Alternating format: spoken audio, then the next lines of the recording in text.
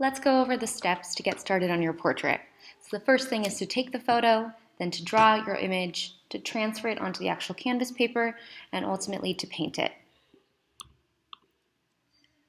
Reviewing your photos, you should have been following one of the prompts: natural, transformed, hidden, or playful. It's not so much that it's because they're my prompts, but I want to make sure that when you're creating artwork in this class, there's intention behind what you're doing. When you're taking photographs, you're the creative director. So how you pose someone, the perspective, the lighting, all of that really matters. And all of those are your responsibility as an artist. So things to ask yourself before selecting your final picture. Do I like this picture? Do I like it enough to really paint it for a few weeks? Is this picture unique in some way, and or is it appropriate for the prompt? So even if you choose natural, maybe perhaps it's not the most unique photo, but you're still following the prompt. Do I have enough information in this photograph to paint? Do I see lights and shadows? Do I have enough detail? Is it clear enough, or is it a blurry photo? Just making sure that you're looking at it as your reference material, not just as a photograph, because the photograph is not the finished product. And anticipating ahead of time, is there going to be anything that's going to be really challenging to paint? So if you don't want to paint teeth, for example, maybe you shouldn't pick a photo where someone is smiling and their teeth are showing. So thinking ahead of time, like, do I actually want to paint this? Can I paint this? And we can always talk about if you have any specific concerns. The next thing is to actually crop your photo. So now that you've decided what you're going to do, choosing what size paper. I normally in the past have always dictated what the size of the portrait's going to be, but since everyone works at a different pace, I'm going to allow everyone to choose their own size. The smallest size you can use is 9 by 12, but you can also go bigger. You can change the orientation, so it can be portrait or landscape. You can crop it to a square, or you can do an altogether different composition. So you can do a triangle portrait, or you can take a rectangle and cut it up into a bunch of strips and put it back together. Decide what it is that your composition is going to be, and then be sure to crop your photo to match that. So that could be on your phone, or it can be on your laptop. Then you will share it with me so I can print it out for you.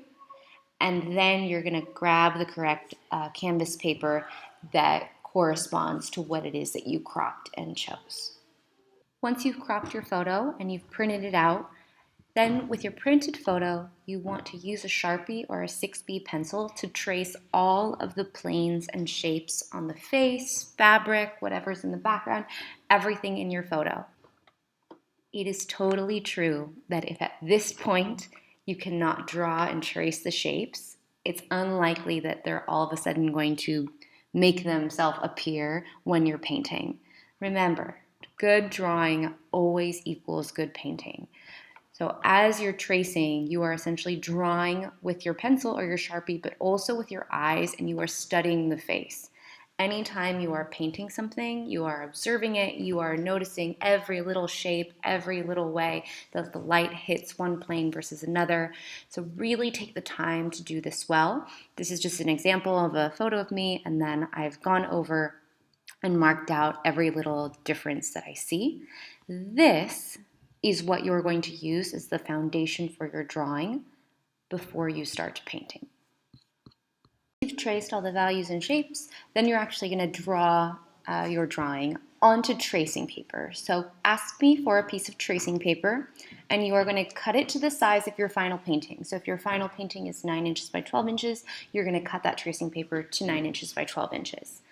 Then you are going to draw your drawing as you have traced it, so that includes all of the planes and shapes, onto your tracing paper.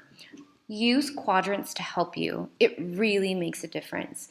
If you need a little bit more support, you can make what I like to say is a partial grid. So I've broken down this quadrant into 4 more quadrants, and you would do that here, matching. Okay. Then that helps you sort of figure out, like, I know where the top of my head is, I know where my chin is, I know where my nose is hitting this horizontal axis. It just sort of helps you map things out, particularly if you're going with a slightly larger size. Once you finish your drawing, then you want to trace it onto your canvas paper. We're going to use the same transfer method we've used in the past, but in case you need a refresher, you're going to take your tracing paper where you've done your drawing, flip it over, trace the drawing that you just did onto the back side, then flip it over one last time, except put it on top of your final canvas paper, trace one more time, and then that image will transfer onto your canvas paper. If this is totally confusing, please talk to me in class and we can go over this in person. Next is the step you've all been waiting for. Finally, you actually get to paint. So these are my suggestions. I think that you should definitely start by at least drawing over your lines with a wash, with an inky wash, just like we've done in all of our exercises. Or you can make an underpainting. Remember that your underpainting can either be with brown, it can be with green, it can be with blue. It's just to start establishing those values. Whether or not you make an underpainting, you want to begin with your shadows. You can see here in this example that I've started just with the shadows and how much already the face is starting to take shape. Those shadows are really, really important, so make sure to start with those. Then you want to mix your skin tone. Really take the time to mix it correctly. Don't just randomly pick colors and hope that it comes out for the best. Analyze the skin tone that you see in your picture and mix colors appropriately. Make sure to write down what colors you're using because you're probably going to have to mix your skin tone, or you definitely will end up mixing your skin tone more than once. Make sure you have warm colors, make sure you have cool colors, and you're always welcome to use the color mixing Bible if you need it. Next thing is that put your background in sooner. At least put some sort of wash in for your background. You don't want to do the entire subject against a white background because once you get rid of that white, it's going to totally change all the values in your painting. So put in something for the background sooner than later. The last thing is work generally to more specifically. So don't all of a sudden start doing all the highlights of the eyes and eyelashes and all these details. Make sure that your painting is coming together as a whole. Make sure that everything has received enough love, and don't wait until the last minute to do an area that you're avoiding. If anything, do that area first because it will feel really high risk later. And the last is just to have faith in the process. So try not to judge yourself or to say, oh, I hate it every time you put one stroke down. It is just not realistic that your painting is going to look like your person right as you get going.